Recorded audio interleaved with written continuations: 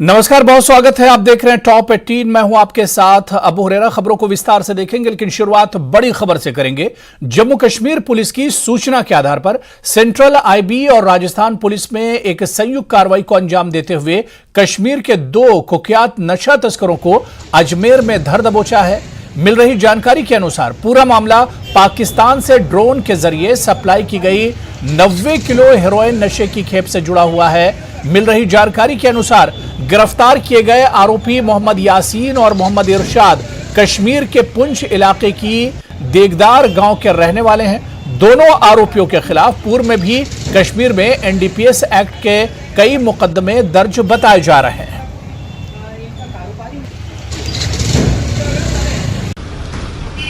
Central IB की सूचना के आधार पर अजमेर में गंज थाना पुलिस ने कल देर रात एक बड़ी कार्रवाई करते हुए कश्मीर के 2 नशा तस्करों को दबोचा है।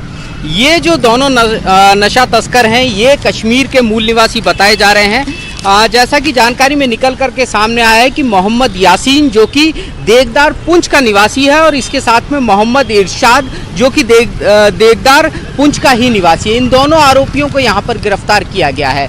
नशा तस्करी से जुड़ा हुआ ये पूरा नेटवर्क बताया जा रहा है और जिस तरीके की जानकारी निकल करके सामने आ रही है कि लगभग 90 किलो अफीम के मामले में इन दोनों की तलाश जो थी वो कश्मीर पुलिस को थी। कश्मीर पुलिस ने इनके बारे में पता लगा करके सबसे पहले सेंट्रल आईबी को सूचना दी और सेंट्रल आईबी की एक टीम दिल्ली से अजमेर पहुंची और साथ में गंज थाना पुलिस से जाब्ता उपलब्ध करवाया गया और इस पूरी कार्रवाई को अंजाम दिया गया।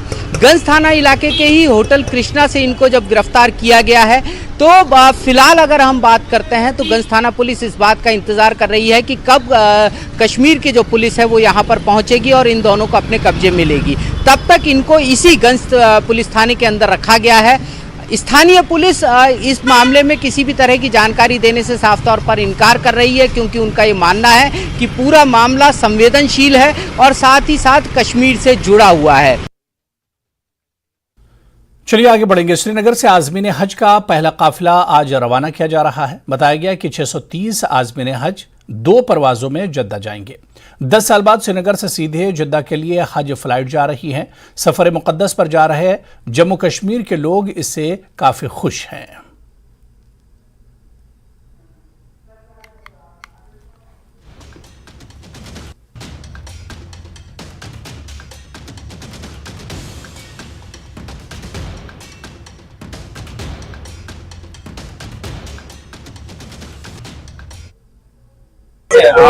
हम पूरा बड़गाम से आया है। आपका पहला सफर है और किस तरह की तैयारी आपको लगी? बेहतरीन रहे सफर इंशाल्लाह।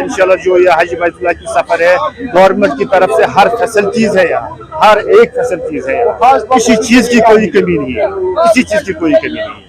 अच्छा, आज जो आप सफर हज पे जाना है तो क्या कुछ खुसूसी दुआ आप करेंगे? हम करेंगे कश्मीरी नौजवानों के लिए, उनको रोजगार भेजेंगे इंशाल्लाह और यहाँ खुश रहेंगे यहाँ की आवाम के लिए, यहाँ की आवाम के लिए, मुल्क के लिए क्या? मुल्क के लिए खुशी की दुआ करेंगे। यहाँ सेहत सलामत रहे हर एक, जो बच्चे हैं, बड़े हैं, बूढ़े हैं, इनके लिए खास। तो क्या आज क्योंकि आपने बोला तैयारियां पूरी है, मुतमईन है आप तैयारी? हाँ, क्या कमी आपको कमी लगी आपको? नहीं, किसी चीज की कमी नहीं, किसी चीज की कमी नहीं। सिर्फ जो डॉलर देती है या रियाल देते हैं वो इन्होंने बंद किया, वही कमी लगती है, वही कमी लगती है बस।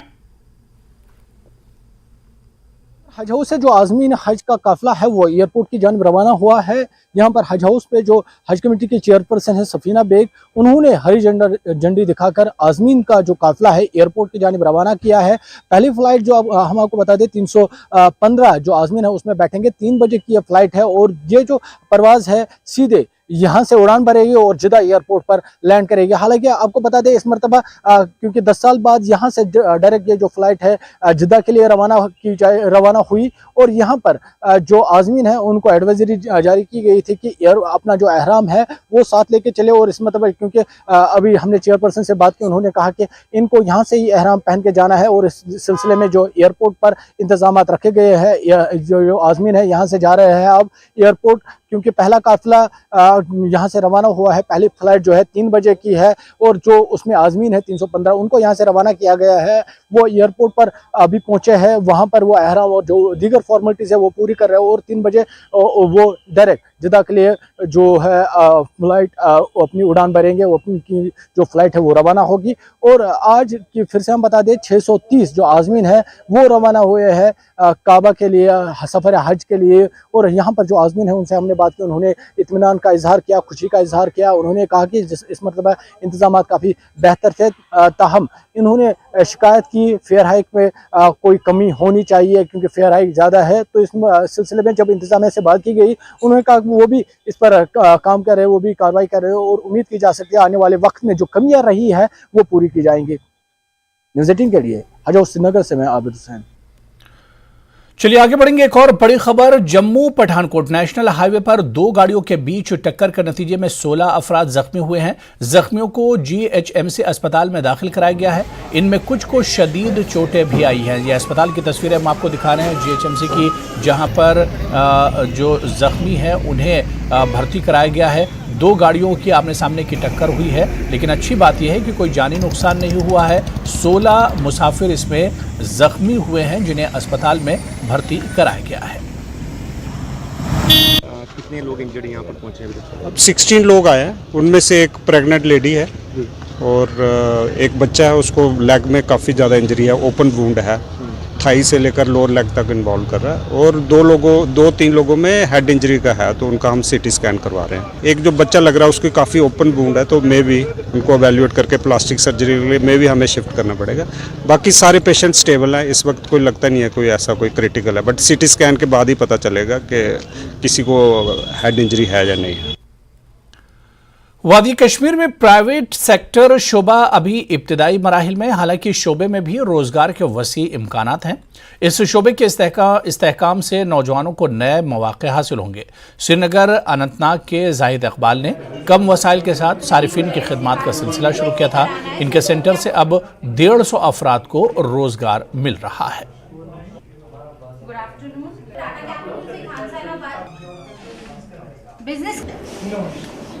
एक्चुअली मैं इस ऑर्गेनाइजेशन में पिछले 6-7 साल से काम कर रहा हूँ और बेसिकली हमारा जब हमने स्टार्ट किया था थैंक्स टू आवर ऑर्गेनाइजेशन की, मतलब जिन्होंने ये समझा कि मतलब एम्प्लॉयमेंट ग्रोथ जो कश्मीर में जा सकती है। जैसे आप देख भी रहे हो कि कितने youth, number of ample people are working outside Kashmir. बहुत सारे लोग काम कर रहे हैं बाहर जिनको अपने घर में अपॉर्चुनिटी उतनी नहीं मिल रही है। और जब हमने ये 2 साल पहले स्टार्ट करने की मतलब हमें अपॉर्चुनिटी मिली तो डिस्कशन यही था कि फोकसिंग ऑन दी एम्प्लॉयमेंट, क्योंकि यहाँ की जो एजुकेशन आप देख रहे हो, प्रोफेशनल डिग्रीज इतनी सारी है, लोग मतलब लिमिट रखते हैं अपने आप को कुछ सेक्टर्स के लिए, चाहे वो गवर्नमेंट सेक्टर हो चाहे वो प्राइवेट सेक्टर हो। प्राइवेट सेक्टर में इतना स्कोप नहीं था यहाँ पे। Hopefully next 3 months 4 months 6 months में हमारा टारगेट जो है 500 यूथ को हम मतलब गैदर करेंगे, कैटर करेंगे और उनको अपॉर्चुनिटीज देंगे इस सेक्टर में आने के लिए। एंड मैं आपसे नेक्स्ट इंटरव्यू में इसमें होऊंगा कि बाहर वाले भी लोग यहाँ पे काम कर रहे होंगे। मैं यहाँ पे पिछले 6 महीने से काम कर रहा हूँ definitely. So there are 2 aspects to it, one is the unemployment, the other one is the opportunities, what opportunities we have. So if I talk about the context in Kashmir, like we mostly rely on like the government jobs, right? So there are many reasons to that. So but then I appreciate the efforts of like whichever the company is, they're setting a plant here, they're setting operations there here, and like it's the great opportunity to get started, not to rely on the government part. Like there are so many they can adjust, they can accommodate. So this is the great this is the great initiative here that they are providing the opportunity. As we can see, जब एक बच्चा भी पैदा होता है तो उसका पहला स्कूल उसके पेरेंट्स होते हैं, उसकी मदर होती है जिसके साथ वो ज़्यादा टाइम स्पेंड करती है। वुमेन एम्पावरमेंट बहुत इंपॉर्टेंट है। बिल्कुल यहाँ पर प्राइवेट सेक्टर्स का एडवांटेज रहेगा, it's for both boys and girls as well, because यहाँ पर जॉब्स की बहुत कमी है। प्राइवेट सेक्टर्स में they can explore a lot. See girls, you can do a lot in life, just be confident. चलिए आगे बढ़ेंगे। आज विश्व खाद्य सुरक्षा दिवस है। हर साल जून महीने को वर्ल्ड फूड सेफ्टी डे के तौर पर मनाया जाता है। श्रीनगर में भी प्रोग्राम का आयोजन किया गया। इसका उद्देश्य लोगों को फूड सेफ्टी के महत्व को समझाना है। शरीर को सेहतमंद बनाए रखने में खान पान का रोल खास होता है, लेकिन लोगों की फूड हैबिट्स और ज़रूरतों को देखते हुए अब कई चीज़ों को बनाने और उगाने का तरीका बदल चुका है। इनमें तरह तरह के केमिकल्स मिलाए जा रहे हैं, इसलिए लोगों को दूषित खाने और पानी के नुकसान के प्रति जागरूक करने के लिए वर्ल्ड फूड सेफ्टी डे मनाया जाता है। आज को जो ये food safety international food safety day हमने यहाँ पे मनाया, तो इसका जो थीम है वो है स्टैंडर्ड फॉर सेफ लाइफ। हमने जो ये अवेयरनेस प्रोग्राम यहाँ पे किया, हमने टारगेट किया यंग जनरेशन्स को, जो बच्चे हैं स्कूलों और कॉलेजों में, और इनको हमने ये बोला है कि स्टैंडर्ड क्या है, क्योंकि यही लोग हैं जो हम कल बड़े होके लीड कर सकते हैं। और कि जो घर में चीज़ें सामान लाते हैं, तो उसका एम्फेसिस जो होता है कि एक स्टैंडर्ड होता है जो इंटरनेशनली फिक्स किया जाता है और अपने टोपोग्राफी के हिसाब से भी सेट किया जाता है country to country. It varies from country to country, मगर whatever the standards are being prescribed और being made, it is as per the body tolerance level. तो एम्फेसिस जो आज के दिन का है कि वो हमें ये है कि जो भी हमें खाने पीने का जो सामान जो भी बाजार में होता है, अवेलेबल होता है, वो एक मियारी किस्म का हो। उसका एक सेट स्टैंडर्ड होता है जो food safety standard authority of India ने सेट किया है, उसके हिसाब से उसको वो रखना पड़ेगा। उसमें बहुत सारी चीज़ें ऐसी होती है कि जो आज ट्रेंड हो रहा है पैकेट फूड का, उस पर सारी जो इंफॉर्मेशन होती है वो लिख के होती है। आप उस पर न्यूट्रिशन वैल्यू भी देख सकते हैं, आप उसको मैन्युफैक्चरिंग डिटेल्स भी देख सकते हैं। उसमें डेट ऑफ जो पैकिंग होता है, मैन्युफैक्चर का डिटेल होता है एंड यूज बाय डेट लिखा होता है। लेकिन मैं एक रिक्वेस्ट करता हूं आपके थ्रू कि एक पब्लिक को मैं जनरली बोल सकता हूं कि, और बोलूंगा भी आगे भी, अगर कोई भी चीज़ वो लेते हैं उसको हैंडल करना बहुत इंपॉर्टेंट है। चाहे आप पैकेट लाए, कोई भी चीज़ लाए, उसको जो हैंडलिंग है वो मोस्ट इंपॉर्टेंट है एक स्टैंडर्ड को रखने में। जैसे कि मैंने कोई चीज़ अगर बाहर से लाई है, देखिए हमारे घर में बहुत सारी चीज़ें ऐसी भी होती है, सवेरे सवेरे हमारा दूध आता है, वो ठीक होता है, उस स्टैंडर्ड में भी हो सकता है। अगर उसको हैंडल हम प्रॉपरली न किया जाए तो वो कडलिंग हो सकती है, उसका स्टैंडर्ड तो गिर गया फिर, क्योंकि बैक्टीरियल ग्रोथ ज़्यादा हो जाएगी, क्योंकि उसको उबाल नहीं दिया उन्होंने, फिर चिल्लर में नहीं रखा, यानी कि रेफ्रिजरेटर में नहीं रखा। आपने अभी एक प्रोग्राम में यहाँ पे देखा कि यूज़ ऑफ रेफ्रिजरेटर, जो हमारे टेक्निकल ऑफिसर है, उन्होंने आपने सुना होगा कि एक रेफ्रिजरेटर को कैसे इस्तेमाल करना है, सेग्रीगेशन कैसे आप कर सकते हो। जैसे कि हमारा चिकन मटन है, वो किस शेल्फ में रखना है, कौन से पैकेट्स कहाँ पे रखने हैं, उस पर भी सेग्रीगेशन हो सकती है। लेकिन अगर आप उसको भी उल्टा पुल्टा करके रख सकते हैं तो उसमें क्रॉस कंटामिनेशन होके स्टैंडर्ड भी गिर सकता है। सो ये चीज़ें हमें घर में भी देखनी है। और मैं आपको ये चीज़ बताऊँ, ये खुशी का मुकाम है कि फूड सेफ्टी इंडेक्स में इस साल जो 22-23 है, UT of J&K has ranked first position in the food index of FSSAI. This is the third consecutive year that the food safety department has achieved the first position throughout India, UT I mean to say. So 3 साल हम लगातार इस काम पे रहे हैं। हमने पिछले फाइनेंशियल ईयर में कुछ 28,000 इंस्पेक्शन किए हैं और कुछ 14,000 सैंपल हमने उठाए हैं। We are on to it and we are committed to provide safe and healthy food to the general consumers. चलिए आगे बढ़ेंगे। जम्मू कश्मीर में विकास का एक नया अध्याय शुरू होने वाला है, क्योंकि दुलस्ती पावर प्रोजेक्ट का दूसरा चरण शुरू होने वाला है। चिनाब पर 5-6 प्रोजेक्ट शुरू होने जा रहे हैं, जिससे 6,000 मेगावाट से ज्यादा बिजली पैदा होगी। इससे न सिर्फ जम्मू कश्मीर बल्कि उत्तर भारत के लोगों को भी फायदा होगा। वहीं इन परियोजनाओं से 10,000 से ज्यादा लोगों को रोजगार भी मिल सकता है। नेटवर्क 18 की एडिटर इंटरनल सिक्योरिटी अरुणिमा ने पूरे मामले का जायजा लिया। जम्मू कश्मीर के बाहर इस यूनियन टेरिटरी की एक छवि बन गई है कि जब भी इसकी बात करें, या तो इसकी सुंदरता की बात होती है या फिर आतंकवाद और नेशनल सिक्योरिटी से जुड़े मुद्दों की। बट अब नया कश्मीर एक कोशिश कर रहा है कि एक नया अध्याय लिखा जाए डेवलपमेंट का, और उस डेवलपमेंट के नैरेटिव में पावर इंडिपेंडेंस एक बहुत बड़ा फैक्टर है। दुलहस्ती पावर प्रोजेक्ट 1 2007 से जम्मू कश्मीर के लोगों को सब्सिडाइज इलेक्ट्रिसिटी या फ्री इलेक्ट्रिसिटी दिला रहा है। इसका फेज़ 2 अब शुरू होने जा रहा है और चिनाब के ऊपर 5 ऐसे अलग अलग प्रोजेक्ट हैं जो कुल मिला के 6000 से भी ज़्यादा मेगावाट इलेक्ट्रिसिटी जनरेट कर सकते हैं। ये इलेक्ट्रिसिटी ना सिर्फ जम्मू एंड कश्मीर के लोगों के लिए बट पूरे पूर्वी भारत के लोगों के लिए भी वरदान साबित हो सकती है।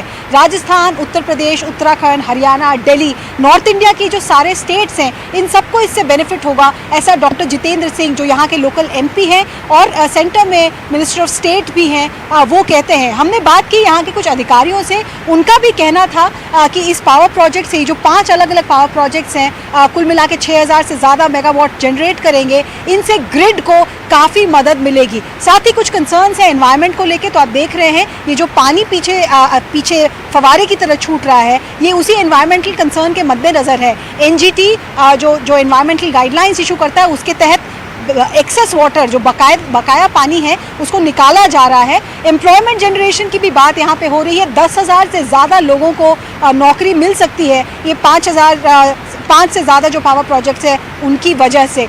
तो ये नया कश्मीर एक नया अध्याय लिखने जा रहा है। कैमरामैन PK दास के साथ किश्तवाड़ से अरुणिमा। पिछले 5 सालों में चनाब में बहुत सारे हाइडल पावर प्रोजेक्ट पर काम शुरू हो गया है।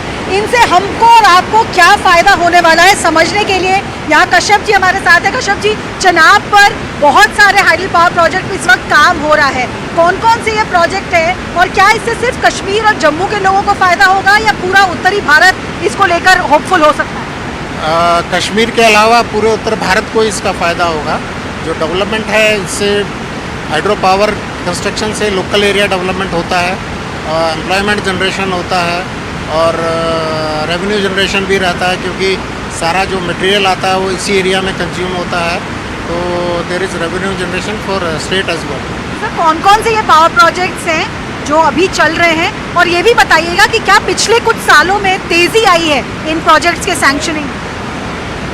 हाँ, यस, पिछले कुछ सालों में हाइड्रो पावर प्रोजेक्ट्स के ऊपर ज़्यादा एम्फसाइज किया गया है और जिससे हाइड्रो पावर डेवलपमेंट हम लोग ज़्यादा कंस्ट्रक्शन के अंदर आए हैं हमारे प्रोजेक्ट्स। तो देयर इज़ मतलब गवर्नमेंट की तरफ से काफ़ी एम्फसिस है कि हाइड्रो पावर प्रोजेक्ट टेक किए हो जाए क्योंकि एनवायरनमेंट फ्रेंडली रहते हैं और आज तो इससे एनवायरनमेंट को बहुत कम नुकसान होता है, इसलिए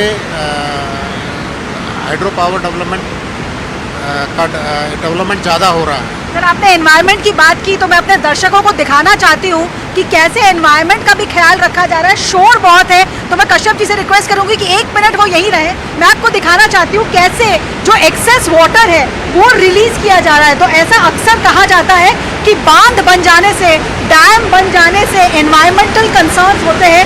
NGT की गाइडलाइन को फॉलो करते हुए 11.3 यूनिट एक्सेस वाटर यहाँ इस दुल्हत्ती पावर प्रोजेक्ट से वापस नदी में रिलीज किया जा रहा है। तो यहाँ पे एनवायरमेंटल कंसर्न्स का भी ख्याल रखा जा रहा है और बाकी की जो पावर नीड्स हैं उनका भी ख्याल रखते हुए ये 5 पावर प्रोजेक्ट चनाब पे आगे बढ़ रहे हैं। इन पावर प्रोजेक्ट के बारे में ऑलरेडी NHPC के ऑफिशियल्स बता रहे हैं 10,000 से ज़्यादा लोगों को नौकरी देने की बात हो रही है इन पावर प्रोजेक्ट्स के ज़रिए। और साथ ही ये बहुत क्लियरली बताया जा रहा है कि ये जो पावर प्रोजेक्ट्स यहाँ पे काम कर रहे हैं 5 से ज़्यादा 6000 मेगावाट से भी ज़्यादा बिजली की उपज हो सकती है अगले कुछ सालों में और इससे पूरे नॉर्थ इंडिया को फ़ायदा होगा। ये कहना सही है सर कि क्योंकि आप ग्रिड को फीड करते हैं तो चाहे दिल्ली हो, उत्तर प्रदेश, उत्तराखंड, राजस्थान, हरियाणा, ये सारे स्टेट इससे बेनिफिट करने वाले हैं। डेफिनेटली जो हमारा जो पावर जनरेशन होता है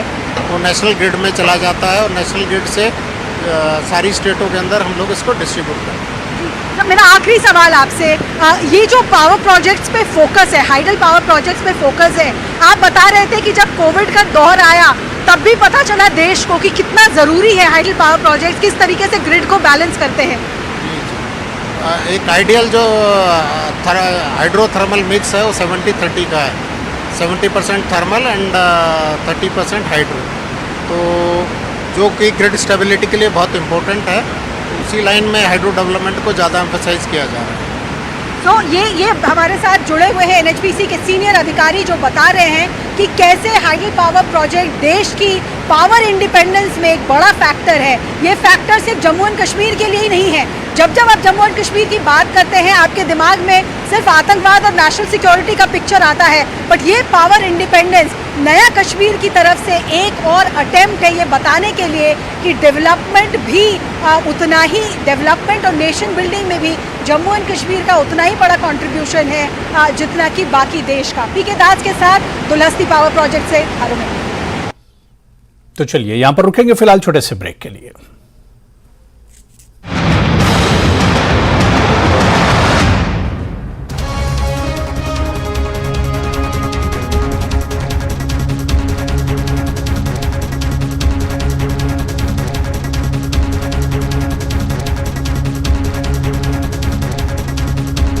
बैद्यनाथ कब्ज हर, पुरानी कब्ज, एसिडिटी व अन्य पेट की परेशानी में उपयोगी। कठुआ में पानी की पाइपलाइन से एक मरा हुआ सांप निकला, लोगों में आक्रोश, लोग गंदा पानी पीने को विवश। वडगाम और मागाम के आसपास के इलाकों में मेडिकल दुकानों का अचानक निरीक्षण, कानून का उल्लंघन करने पर 7 दुकानों को सील कर दिया गया। मागाम के drug control officer Peerzada Tasaduq Hussain के नेतृत्व में जांच की गई।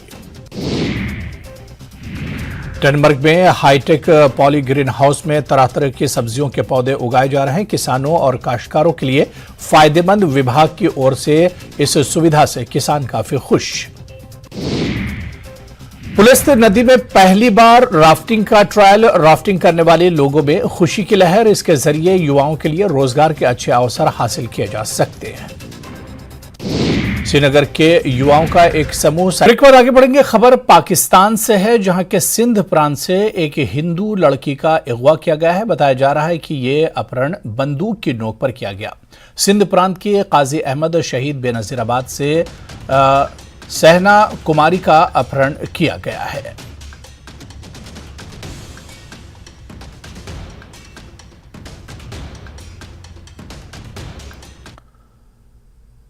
आगे बढ़ेंगे, अपनी पार्टी के अध्यक्ष ने शुभकामनाएं दी हैं। हज यात्रा के लिए जा रहे आजमीन को बधाई दी है, अच्छे स्वास्थ्य और कल्याण की कामना करते हैं। बुखारी ने कहा है कि हुज्जाज से अल्ताफ बुखारी की अपील कि जम्मू कश्मीर की शांति, प्रगति और समृद्धि के लिए प्रार्थना करें। तो आज जम्मू कश्मीर से हाजियों का पहला काफिला रवाना हो रहा है। ऐसे में अपनी पार्टी के अध्यक्ष ने शुभकामनाएं दी हैं आजमीन हज को। हज यात्रा के लिए जा रहे हुज्जाज को बधाई दी है। उन्होंने कहा है कि जम्मू कश्मीर की शांति, प्रगति और समृद्धि के लिए प्रार्थना करें हुज्जाज किराम।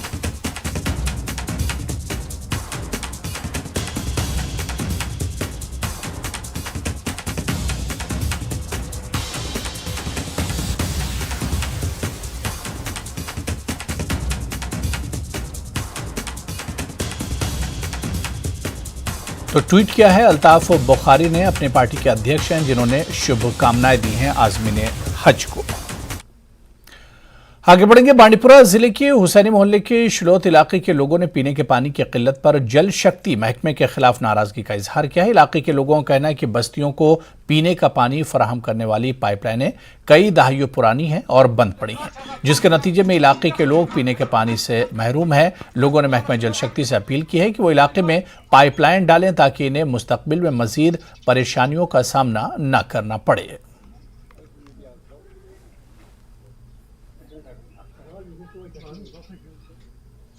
जनाब अस रोजान शुलवत नाव सैनिस महलस हुसैनी महला शिया महला प्रॉब्लम कि मतलब सब पेच वर बोड़ बार प्रॉब्लम आबच गई आज 5 रेत वन 5 रेत ब्रोट AWS फोन कोर्मुत जीज मैडम तक फोन कोर्मुत कि यह त्रो पाइप तमो वो दोक त्रो पाइप एस्टिमेट नीव तमो मगर वनकन किस दमस तानत आई नी तम पाइप योर त्रान कहें घर 5-8 या लाइन पे यप इन लाइन गम सर ब्लॉक यह ब्लॉक इन गम सह देवार तल गम सह सन कह सह गवर्नमेंट सह AWS सह सन कहें गुजारिश यह कि सोन मुतालबा गस वातुन DC साहबस निश गवर्नरस निश गोस वातुन कि इन गस पूरी तौर अत एक्शन कर कि आब कतर खतर तरसान वनकस कि। और चलिए इस वक्त बड़ी खबर लेह से बड़ी खबर आ रही है, जहां पर UTRF यूनिट लेह द्वारा 2 दिवसीय ट्रेनिंग किया गया है। सफल आपदा प्रबंधन ट्रेनिंग की गई है।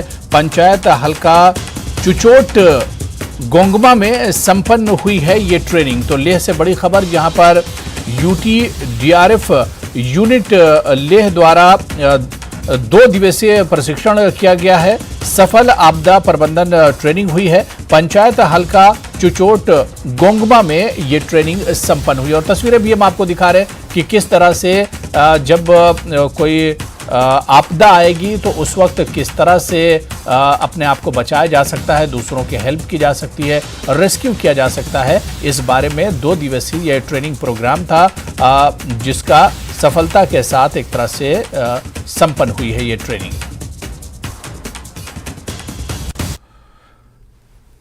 तो चलिए इस बुलेटिन में भी फिलहाल इतना ही।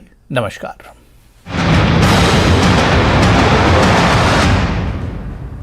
Headlines presented